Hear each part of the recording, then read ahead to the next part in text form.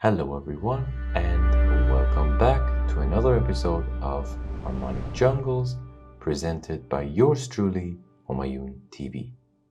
I already told you guys about many of the church modal scales, and this is the last one in this series, which is about the ominous Locrian scale. Make sure to watch the episodes prior to this one to get a better grasp of the concept and terms that I am using.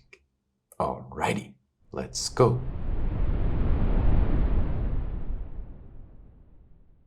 The Locrian scale is built up from a minor scale that has its second and fifth degree lowered. The key feature of the Locrian scale are these two distinct lowered intervals and pitches, being the F and C.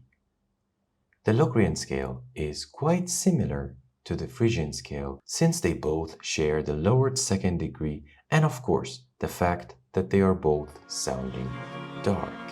But the issue comes with the lowered fifth, the F, which turns our root chord into a diminished chord.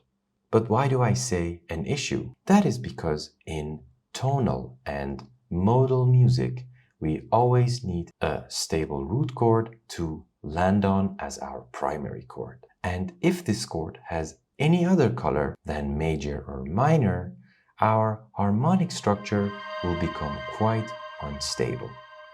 So for example, the B Locrian scale that we have here, its primary chord that is built from B is a diminished chord. And of course, it won't stabilize anything, and it will actually lean your progression toward another scale.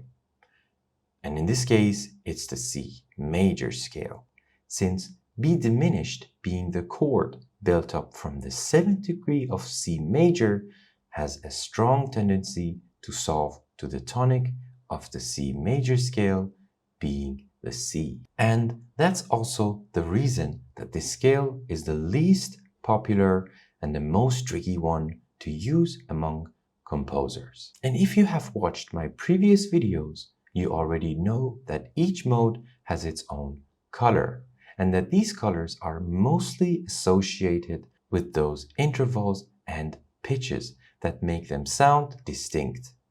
And in this case, the lowered second and seventh intervals. But as I said, Locrian is a bit of a drama queen. And if you treat it normally, as you did with other scales, it won't be happy. But what can we do?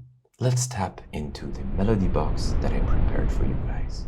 Before I play them, take a look at the notes. When I was composing them, I took care to use the notes that are specific to this scale abundantly, so make sure to do this when you are writing your own melodies.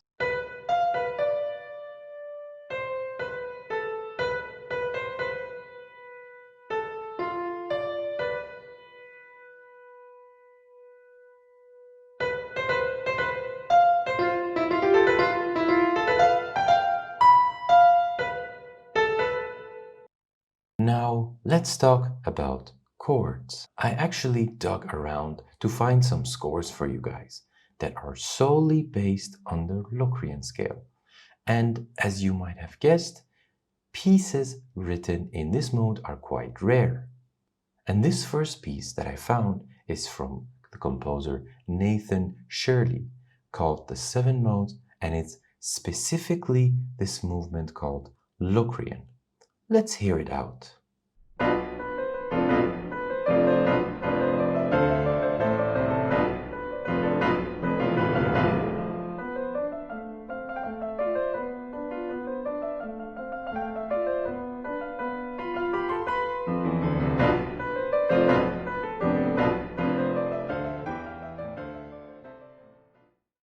Now, I give you a few seconds to analyze the chords yourselves, and you can also pause the video.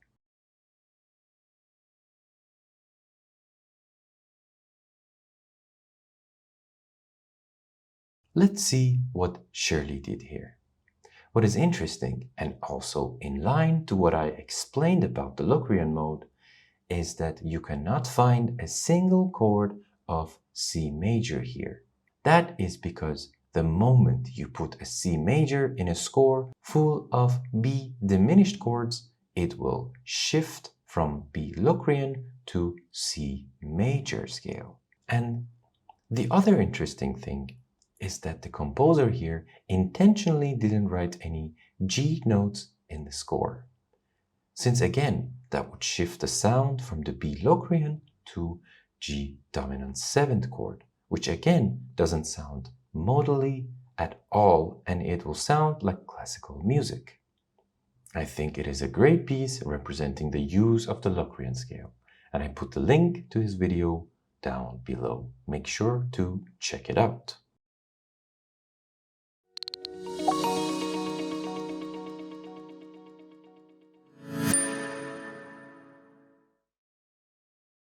The next one is the 8th movement of Benjamin Britten's A Ceremony of Carols called In Freezing Winter Night.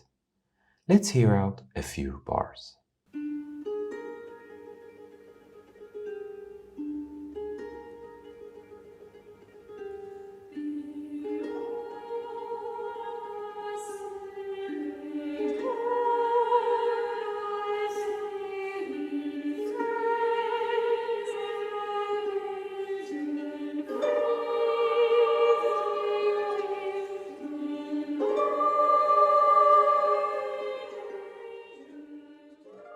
The key signature is written as G minor, which changes later, but the actual modality and tonality that the piece starts in is D Locrian.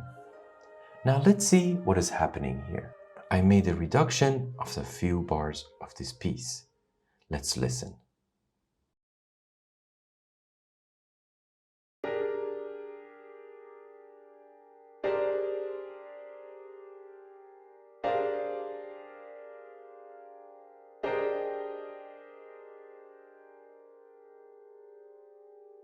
As you see, Britten kept the diminished chord as something like a pedal chord all throughout the bars. But then he added tension by adding extra notes to the chord while also increasing the dynamics to create flow and intensity. And you are right, this scale is indeed strange, since it doesn't allow too much progression in a traditional sense. Now, to summarize this part of the video, whenever you want to make chords and chord progressions based on the Locrian scale, avoid certain intervals and chords as they shift your sound to another scale. And even though the Locrian scale's first degree is not a major or minor triad, make sure to go back to it a lot to solidify the diminished sound of the Locrian. And this was the last episode about the basics of church modal scales.